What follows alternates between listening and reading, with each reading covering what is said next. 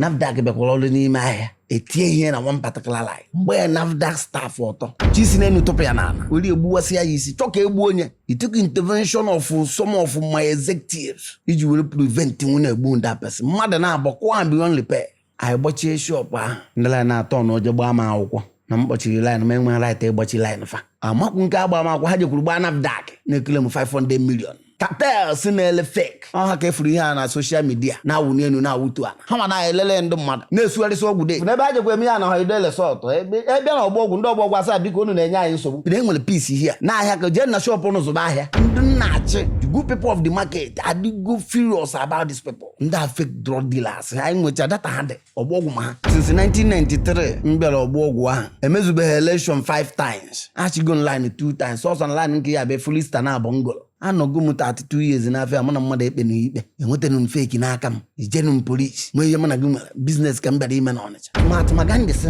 the change you wish to see in the world be it yourself akaụntụ awụ ishu agwara na m emela ha akaụntụ o mebeghị onye kwere emela ha sinsi m bịara na Ogbogwu ahụ ruo onye chịcha ha esi eme akaụntụ obido ọgụ ime ihe kazi afụ ndị ahụfụ ha na-anọkọta bịa n'ime ahụ bịa mechaa rituals mana esizi the market up you can never enter inside the market without my consent onye ọsọkwa gịbụrụ including my executives before ụfọdụ na-eji abalị zụbata asị ahịa iwu akwado setụrụ security mkpa security make sure na nna akwụnite ha ụgbọ if you do this thing you go the next day don't be surprised na ihe ya shock ha ụnakwe ya so echi na eme election mpụtakwa dikiri interest emekwa 100 times win kwa 100 times n'ofu ahịa ha na-aba mba maka omenwe n'ime ha ya compete with me n'ihe ya adụ mma ofu mbọsọ mmadụ ya ebido ya n'obodo ahụ Naijiria wonder o ya eme o mere ihe ndị a na-ekwu mụrịtuo ka ha nwekwa dị awe ha esi na-ebubata fake na-ele the easiest way ọgaranya si abata be ogbenye wụtụrụ ya gbabọ politics abụrụ ọrụ ka ọ bụ mana imirikite ndị mmadụ fụrụ ya asị aka ọrụ believe me ime afịa na ọnọdụ ka university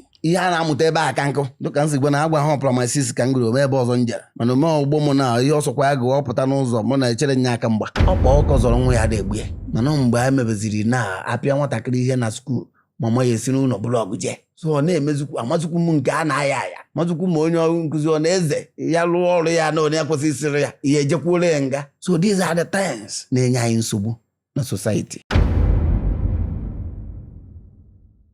ka ebe bụ dị Ogbogwu a na-ekwu okwu ya kedu ihe mere Ogbogwu ji wee bụrụ afịa na-ewu ewu na the whole of Nigeria gaa n'iru ihe o ji ewu ewu nọ anyị na ọnọdụ ka ndị na-efe Chineke echekwaba ndụ okele eke maka ọgwụ ihe ọgwụ na-alụ onye ahụ yabara o jee n'ọgwụ enye ya ọgwụ ọṅụọ dị mma so anyị bụ ndụ na-eso Chukwu kele mmadụ nye mmadụ ndụ na-echekwata ndụ ahụ site n'ahịa ọgwụ ahụ anyị na-azụ and ahịa ọgwụ anyị fụrụ dị ebe a mere na mgbe ụfọdụ ọgwụ na-adịrị ndị mmadụ accessible even pharmacists doctors abịa ebe ahụ egokala ahịa enwee ike na-etriti their patients ịwọcha mgbe e nwere COVID-19 ekruzuru ahịa niile dan botu na Lagos all over the place na Nigeria niile mana ama m olulu 4 days doctors all over the country na-akpọdụ gọvanọ Obianọ sụmara ihe mepegodo ahịa a na-ekwu COVID-19 ka a na-asọ ọsụta n'ọgwụ eji enye ndị mmadụ treatment and ahịa ndị ọzọ niile was closed down mana Ogbogwu dị open so ka iwefu ha important ọ dị onwere onye anaghị abịa ebe a azụ afịa most of ndị mpụta nọ na Lagos ụfụrụ m Ọnịcha ka ha si gbogosi ụzọ dị mgbalabọ ihe a ụlọ ọgụ ebe a mechaa locate to Lagos ki na ọrụ anyị na-ejo all over the world na-ebute mgbahịa ebe anyị na ihe anyị mawa afọ ọgwụ price ọgwụ and the expiring date of every medicine anyị adịghị prescribe mmadụ ọgwụ anyị abụrụ doctor mgbe hospital a naghị asọ ọsọ ahịa ha from ebe a and ndị be enweghị ebe ọwụ na ahịa dọ ha ejebute ya na nke ikpeazụ a NAFDAC asị na NAFDAC asịrọ ka eme that time you were the chairman ihe buteela anyị nsogbu a wanyị nwa ji aka anyị kụta ọkụ gbara anyị all the same stupidity that took place in 2006 ọkụ ya wukwu ihe melenụ NAFDAC bịakwara ọrụ n'ime ahịa etie ihe na one particular line mgbe NAFDAC staff ọtọ chisi n'enu tụpụ ya n'ala were egbuwasị ya isi chọ ka egbu onye it took intervention of some of my executives iji were prevent nwụ na-egbu that person mmadụ na-abọ kwa beyond repair mbido ezakweli ihe ahụ na September 10 2024 and mgbe a na-achị ihe ahụ mere anyị jere gbachie line asa provide ala anyị ndị mere ihe ahụ and before anyị na-agbachi line anyị kpọrọ ndị line anyị na mee meeting chairman and executive ya na some stakeholders mee meeting na ihe anyị ya eme kwuchi anya ka anyị nwee ike gbanarị ihe emere na 2007 na ọ ya ada egwu na-eme anyị again anyị kwuchi anyị gba ha nwakwetekwe na-ajegwa ndị line anyị gbachie shop ahụ line fa emazi emelenu ndị line na-atọ na oje gbaa m akwụkwọ na mkpọchiri line ma enwe right ịgbachi line fa amakwu nke agba m akwụkwọ ha jekwuru gbaa NAFDAC na-ekele m 500 million. So that is it. Onye mere eji wee bịa tinye anyị na 2025 ọnụnwa. Because of our carelessness and the stupidity of some of our people. Maka onye afụbe ihe na-asa ka ya afụ. Ọ ije butele ahịa ahụ emechiri. O nwere ihe ọzọ. And abịazi ịlụ ọrụ a this unregistered product na-afa agwa gị. Mana ọ bụrụ ihe ya wepụta ine nwee any local stand to stand and go and defend and challenge it. Iwu ha kwuru n'ime ebute ya. Ha bịazi ọya ka ebukachara na-ekwu maka okwu fake ihe ebukasịrị n'ime ahịa.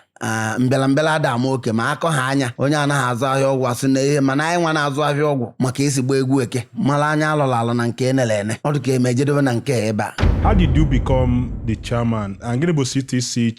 chairman? Caretaker committee chairman. Otu akunsi achị na Ogbogwu? No.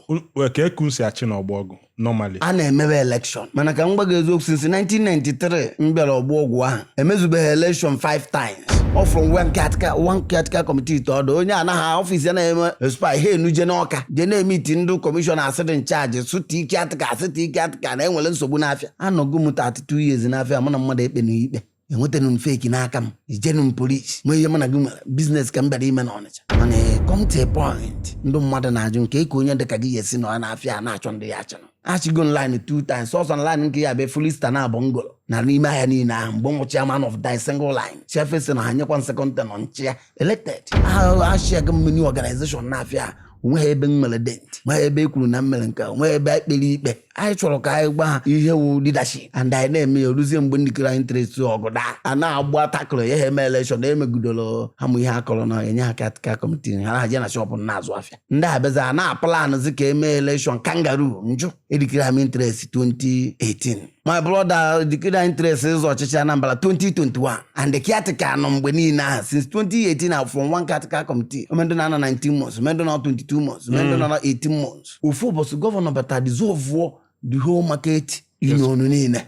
tika caretaker committee na fancha private one ma government own market ọ na ya ka anyị ka nọ lụta ndị niile eti mụ na ha n'ahịa niile dị iche iche ha nwaka nọkwa anaghị anụ onufa omebeghị ndị echejiri mebe ndị ejere mele election mana n'ahịa anyị mụ mee election chọọ mmụrituo ma anọfego ofe na ma anọkarịgo mmụrituo na mmaritu ha were bido ọgba aghara ahịa ịfọ ha na-eme na mmaritu ana maritu ọmụnwa tiri onwe m jee n'ụgwa gọọmenti bịa ha asụ mpụọ taa omekwu ha akpa ndọbara n'elu ebe ahụ m werekwa nwa ejewara na shọpụ na shọpụ nka na-azụsi ahịa ike na ya mana gọọmenti so m bịa rituo ọwụrụ mgbe nyere m ọrụ ahụ so n'ọhịa mere caretaker committee ahụ na-akọ ọdụ n'afịa niile ọchanja main market relief market building material ma Nnewi Osuọkwụ ọdụ caretaker committee all over the place and mụnwa ama na reason government because previous administration so na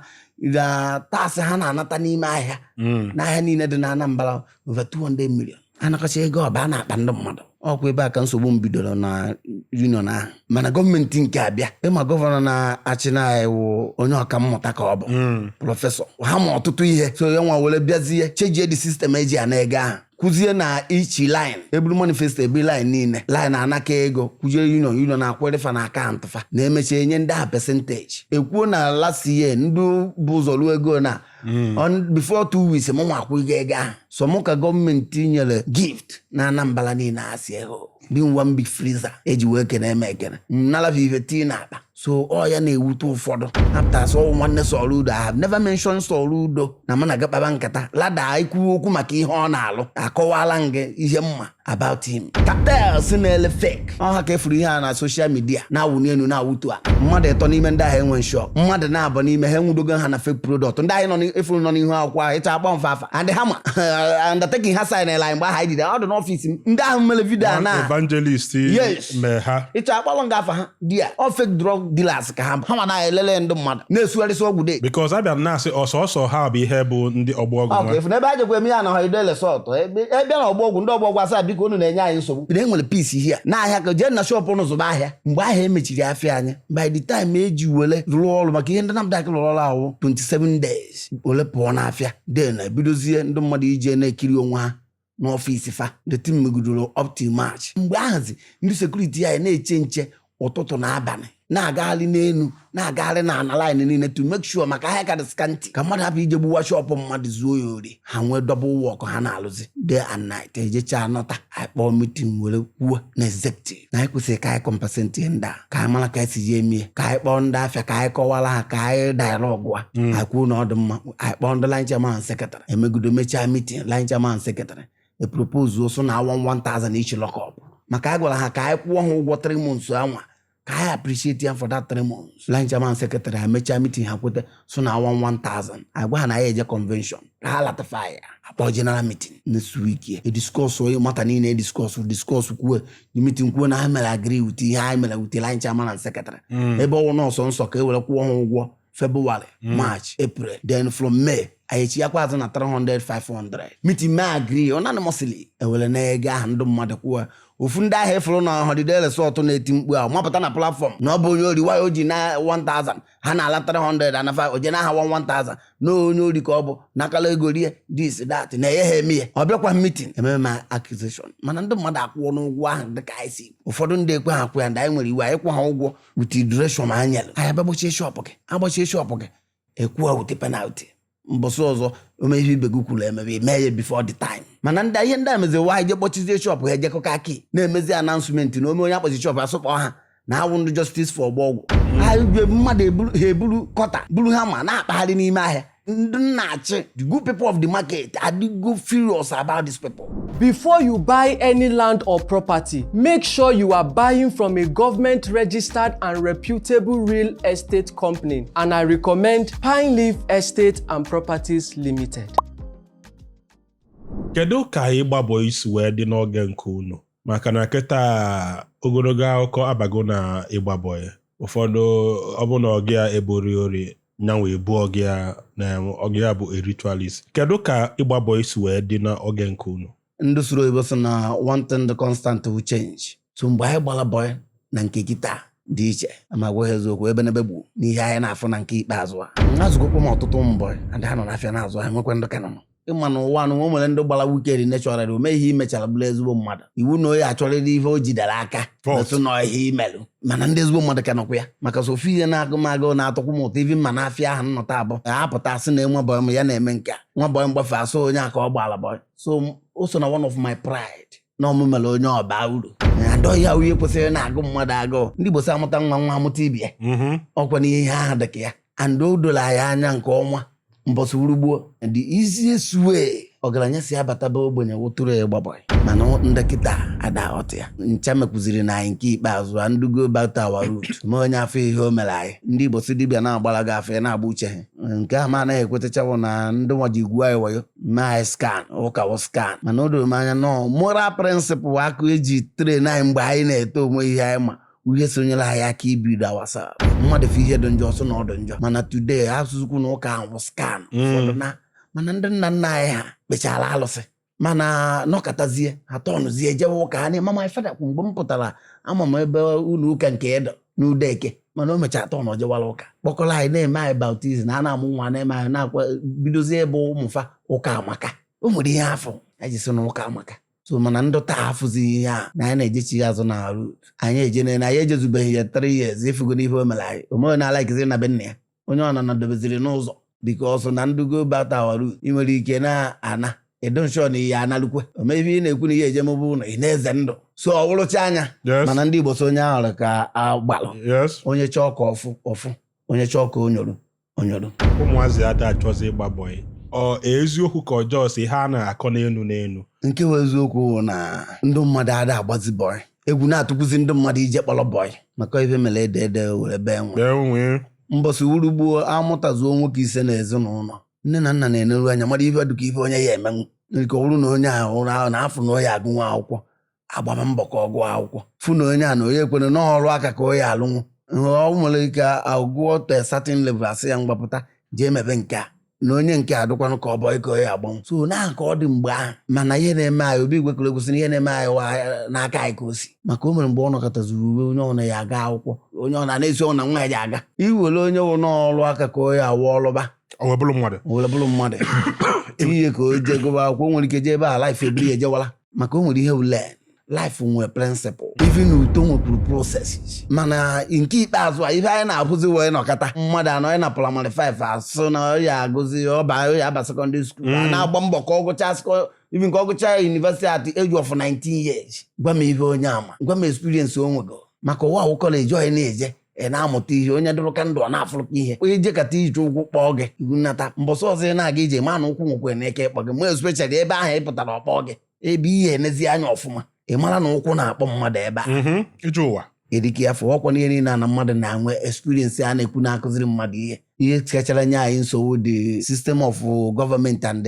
the type of politics a na-epula ebe anyị politics abụrụ ọrụ ka ọ bụ mana imirikite ndị mmadụ fụrụ ya asị aka ọrụ onye ọ na-agbazi mba ya wee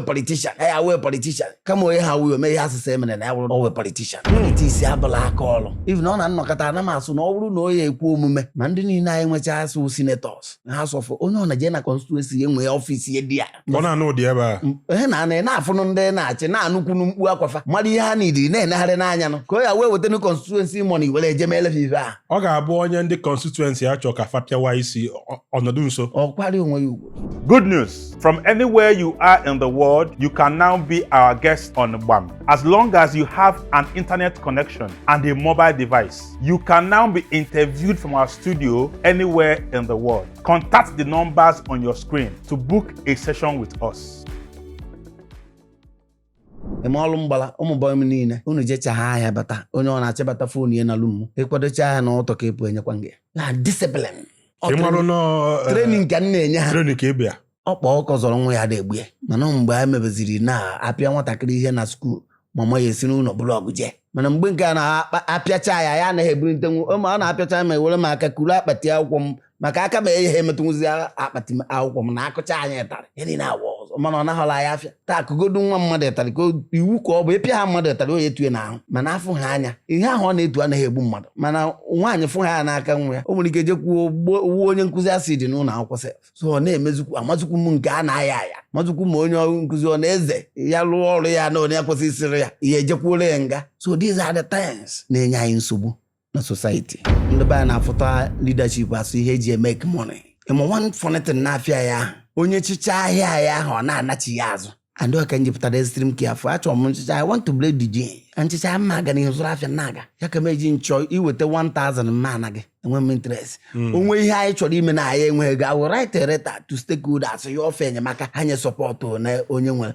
and na-ede leta ahụ ana m ede ya akaụntụ nọmba na leta anyị onye kwa izu ọkpọ ngwa na ya kwere anyị confirm ọlụ ya the financial secretary ha eteke the record of ego wetara for accounting so ha nwa na-aba mba na nkwu na meghe emere ha akaụntụ ma brother ị mana na nke ukwu eziokwu maka ịgba ha ndụba eziokwu ọgụ ebido onye enye ha ọlụ pụta ọ na-asụ mere ya akaụntụ ime o mere ka ọ dị despite na m agwago ha yes na o nwere ka esi ala ọnụ gọọmenti at the end of my leadership asụ m ha akaụntụ ọrụ ma eme m akaụntụ na mmee ka ọ na akaụntụ ahụ akaụntụ ahụ ishu agwara na mma emere ha akaụntụ o mebeghị onye kwere emere ha sinsi m bịara na ọgbọ ọgwụ ahụ ruo onye chicha ha esi eme akaụntụ obido ọgụ ị na-emekwa ọmakwana posta ya na-apụta ọzọ tested and trusted ọ ihe ya na-akọ mana nke echiri menala ya akaụntụ mba so these are the problems e nwere so my brother nke bụ eziokwu na agwago m ndị otu anyị jee na shop gụzụba afịa ihe ọnwụ na-agbata union ọmụnwa na-agba mbọ with executive na-edefend ya o mere ihe ndị a na-ekwu mrituo ka ha nwekwa dị awe ha esi na-ebubata feki na-ele maka emere m ndị feki maka nsichu feki n'ahịa anyị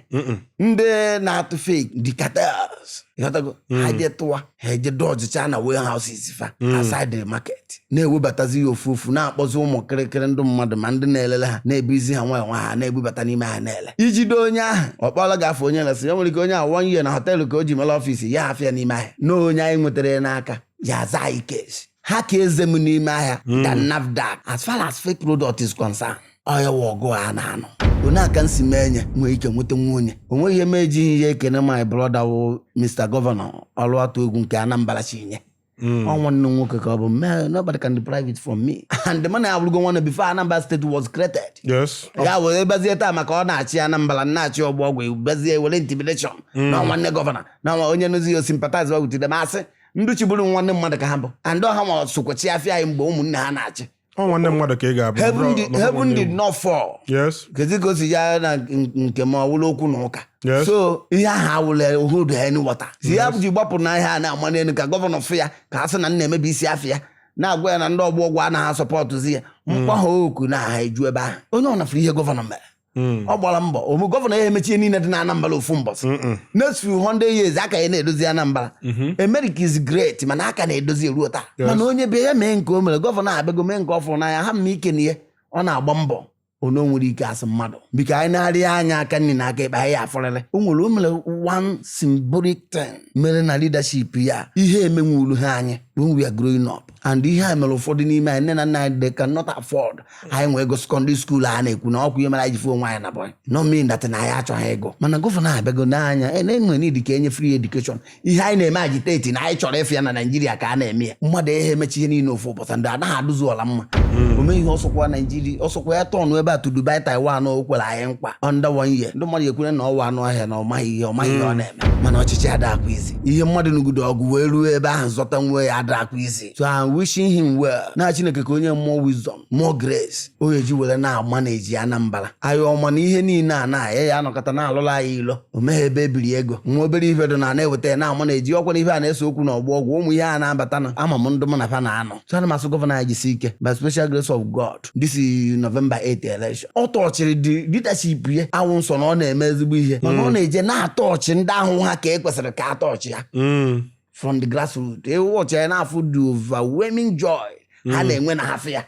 o kwerigo mebe onye nyere ego tii na-akpịa onye nọ n'isi dị ha mma ndụ na-eso ya n'azụ ya dị mma ọkwa ihe a ji Naijiria dị Mr. Gọvanọ na-agba mbọ onye nwere ike anyị kwụ ya n'azụ anyị enye sọpọtụ ana m ayọkwa ụnụ maka ama mma onye bụ kandideti ụnụ maka ọwụ mgbe anyị niile ya ekwegbado mana a na-ayọ ụnụ nwee nụ rizin ụnụ niile ya eji tọrọ ya sịa ya kọntinuo ịghọtago ayọrọ m ya sị ayọ ya kọntinuo ka anyị natacha ya nke ahụ o ji nke a bụ nke anyị ịghọtago nke a bụ nke anyị so nọ ihe m nwa na-akọwa nke a bụ nke anyị daalụ I want to make healthy living a culture in our society. Teta n'ụtụtụ mee exercise gị sweat, that sweat is very important. Ịba na garden gị bele akwụkwọ nri sie nri, very natural food. Ọ ife your body need. Just nri ọbụla dị etu Chukwu si kee.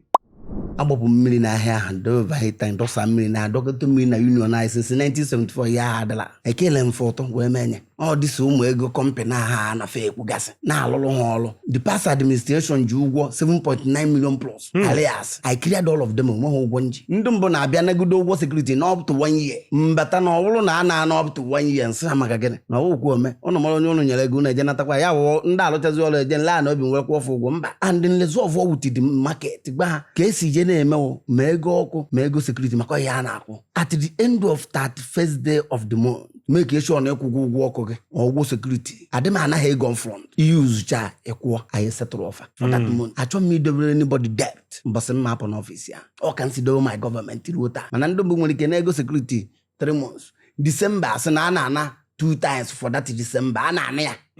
and ịgbakọkwa ego ahụ a na-ana nwere ihe emeji egotezu akpa rice 10 mana mbatakwuo na omeghị ihe omele ego 2 times nna na n'ọnwa mmụntụ ahụ ka unu ya akwụ o mezie bonus enye ndị sekuriti esi na akpa union melefia yes for instance mgbe e nwere explosion n'afịa ya na 2022 November 8 gọọmenti sịrịla afịa ya temporary kwuo na ya evacuate na ya eme evacuation all the debris dị n'afịa nwa mee fumigation n'afịa ife emepe enye esiri m ọnwụ mee ihe a under 2 weeks I spend no less than 6.80 million iji wee mie andọ na akaụntụ union ka nzipụta ego ahụ maka onwere ome ego a na ịda iwe kwụọ na akaụntụ union na-enye m ego n'aka ome ụgwọ unu ya kwụ unu kwụọ enweghị m resiti edegị resiti ihe niile adụ recorded mbọsị nlụcha ha ọlụ m na-eme m akaụntụ afụ ka ego niile si bata ka o ya awụ ome ego ịkwụrụ ịfụ hụ kpaa anyị jụọ anyị ọfisi anyị ahụ dị destroyed ego ndị wee lilufu ọfisi ahụ mbụ 7.something million the same period you spend in ihe ahụ approximately 30 million something ndị were tackle issue of that explosion omekwa onye nke ala ụtọ na mmadụ 5 ihe a gburu ejichara m nnukwu mgbalu na the family I go and support the whole families were tinye ha aka n'obi gwa na ya ihe ndaba onwe mana ọnwụ ya egbu ya ọnọlọbịa maka ihe a mere zedo ụfọdụ ndị mmadụ n'ala mana m na executive mgbalụ mbọ je omekwa onye anyị ke ala ụtọ ndị na-achịbe ya anaghị emekwa akaụntụ na-achịcharịto mana agwa ha nchịcharịto emere m na akaụntụ ifu ka ego siri bata na ka ego si wepụ I bring the government to my table everything is coming to my table everything will go as from my table December I will buy 200 bags of rice all the workers niile na-arụ ọrụ n'ọfịs you 1 bag of rice ana since mbata the past chairman niile emejebe ihe 1 bag rice wee gbara ha Christmas mebe onye mere mbọ then abazie n'ime ha lines chọọ ndị okenye eji ha ya mgbanwụrụ onwe ha Christmas with the rice I will go and give them rice gba ha bịa bukọrọsị ya mekwa onye anyị kele ụtọ sekuriti ya anyị since 1974 wee ruo nke m bịara ha enwe convenient room nwe ebe ha na-asa alụ ebe ha na-eje toilet they're messing every place everywhere up ebe ha na-azụ ọgwụ anyị nekọta ihe asa mgbakwa ụtụ ha egbedata na line saa alụ na line ndị mmadụ bifo gbogosie n'elu ndị mmadụ pụtazie bido ọgụ na-abịala na ife na line na rishua ka emere ebe a na-eme mmechi anụ ya na-achọpụta ihe merenụ nwere gbagharịba o nwere ebe nje eme akwa ya I spend up to 4.8 million iji wee dozie ebe ahụ rụọla ha toilet and bathroom dị ya tinye shawa dọba ya mmiri gbuola ha sọka pit ha jee toilet ha flush ha is there commission anya nke asụmata chairman emere free medical outreach take him up to 6 million free of charge for 5 days a na-eme lab there ndị steeti gọọmenti nyere m ndị doctors pharmacists nurses lab scientists ha na ebe anwa a na-eme lab gị na-apụta na-enye gị tiri doctor je na-afụ gị na-ese ndị gị lab a na-eti n'ụdị ihe eme nọ free of charge ma onye wetara ego this is ihe akpọrọ ihe aka a na-akpọ governance and ihe anyị chọrọ ka anyị na-afụ na because Mahatma Gandhi sị the change you wish to see in the world be it yourself mana ọ fịara ndị be ya onye ọ na-achọrọ ịbụ onye ọchị ime ihe kazi afụ ndị a ụfụ ha na-anọkọta bịa n'ime aha bịa mechaa rituals enwere ike 1st December elute ha ka ha bịa lekwa ofu ihe mana esizi in the market up you can never enter inside the market without my consent onye ọsọkwa gị bụrụ including my executives ebe ha commanders gị kpọbakwa ịkpọ chairman megụ ihe na-akọ nwere isi dị mma amụ ihe ị chọrọ ime n'afịa bifo ekwu nso mepere gị bifo ụfọdụ na-eji abalị zụbata asị ya ahịa iwu akwado esetụrụ security mkpa security make sure na nna akwụnite ha ụgbọ if you do this thing you go the next day nobody should enter this market ịchọ ibute ahịa bute in the daytime ka anyị mara ihe ibutere so ndị niile a na-abịa na-elekwasị ụfọdụ ihe na-abịacha n'abalị emecha ụfọdụ ihe I block them onwe ebe ha si abatazi so n'ihe na-afụ most of them ọfụ so weta m egbuo mụnne m na ụdị onye mewezigbu ya asụsụ gbuo onye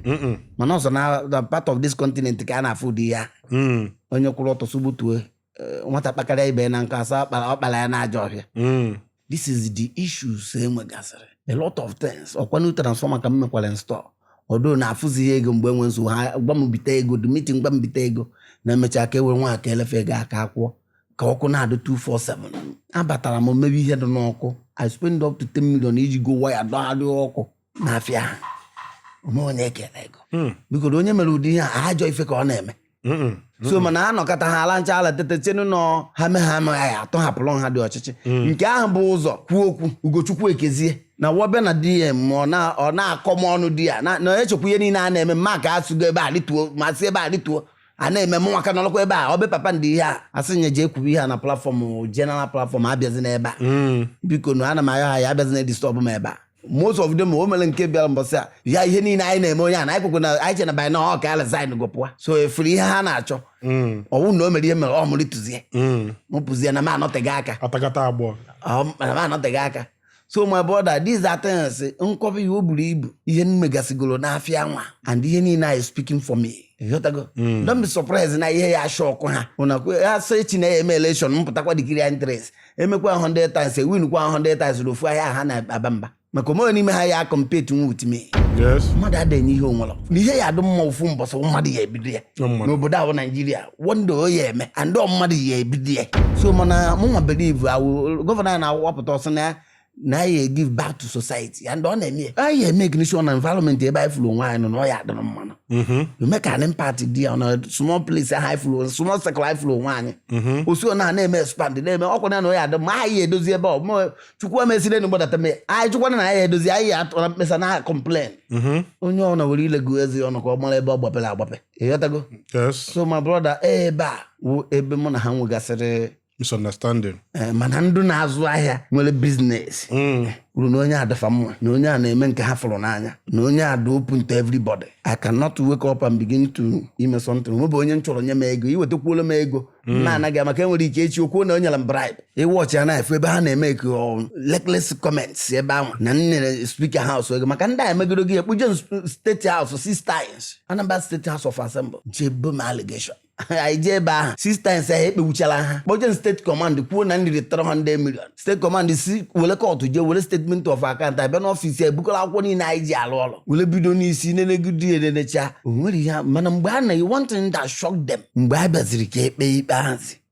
after ajechego polisi mee ihe niile abịazie polisi were na-asị ha ụnụ so dị 300 million na enwetabeghị ụdị ego ya ụnụ na-akpa afọ ebe a ka eze ka ụnụ si wee alive on this point and malova na ha na-afụgasị projekti na akwụkwọ a na ome projekti ya emere ha sị ya yes na o mere ka ezi kwuru si asụ na olile ego kpuchi akwụkwọ asị nnaba na ome ihe mere na onwe ishu ha nwee utumiri let them go to gọọmenti nyere m ọrụ ha jekwa ndị House of Assembly na ego niile nnatala gọọmenti na storage na nliri ya ncha ha asụsọ mọ na ọmụ mbịa mburu all the manifesto nji wele n'aka ego resiti eji wele denye onye ọbụla sales eji wele lekọda ego ndị mmadụ kwụtara payment slip eji wele kwụnye ụgwọ na gọọmenti kọfị buru ha nchebenye ndị House ha were gabatụrụ iti gagudo gacha ihe dị ebe a dị ebe a ihe dị ebe a dị ebe a ihe dị ebe a ha na-asa ka ezekọ n'osisi na o diri ego biko ekwa m akwụkwọ nsọ nnaba mana today ha tọnụzi na-ekwu na nyere spika House 100 million onye wetaziri ego ahụ na ndị kọmpanị na-akwụ na nnatara 700 companies ego onye gwara gị kọmpanị niile kwụrụ anyị ụgwọ ọ dị and issue of company ha na-ekwu okwu ya ọwụmụ mere initiate na company ego since 2009 ka emere initiate 360,000 companies ha ya na-akwụ welele afịfa n'ime ahịa because one afịa ahụ premises anyị onye ọbụla ya register afịa must have premises NAFDAC ya bịa PCA na-enenecha certify ya ndị o mere ụgwọ ya na-akwụ annually and ọmụ ego a na-anọta ka ndị asọvụ all those things ha na-afe ekwu na-emeghe ego na-ekelefa mana ndị na-achịbunu ihe ndị a na-ekwu mere ha emeghị ihe where is the money ebe ka o jeziri and they are not paying the money directly to your account no you know na account ka esi eme time ru ha will write letter to every company send the elefa account number dị na letter anwa ha nwa eji aka ha na-make the payment time ruo ndị akwụghị ụgwọ ebido enforcement onye butere nke ha were spirit bịa kwụọ ụgwọ ebe ije kwụọ na account bụ tetala aya mark ala gị degilesit ijide is not going to my account adị m ana mmadụ ego o nwere ndị na-anacha ego kasịrị committees ndị nwụrụ na ego abịa mitin unu eme akaụntụ ego ọnụ nata minibook na-ebu akaụntụ anyị financial secretary na-ebu akaụntụ treasurer na-ebu ada ama ụma nke afuwe esi ebe a nke afuwe maka achọ m onye tim na nsogbu ọ kansịl ọnụ dị gọọmenti ị nwere akọ pụrụ iche ịchọ ka ụwa nọ ị nwere ife dị n'obi ịchọ ikwu gbam ị nwere ife dị omimi ịchọ ka onye ọbụla malụ o nwere akala aka izolo ezo ịchọ ka ụwa fụ na ị nwere passion for bịa na gbam ka ụwa n'onu iyi ị nwere biznes ịchọ ịkwụnye n'ọkụ o nwere product ịchọ ka o soro na gbam ịchọ ka ife ị na-ele ife ị na-eme na-aga as viral as gbam we are here for you contact the number on your screen ka ịkwụnye ị n'ọkụ ka ịfụ na ọ na-eme Adamuaka gbam is the biggest Igbo interview in the world. Come and find out for yourself. Thank you.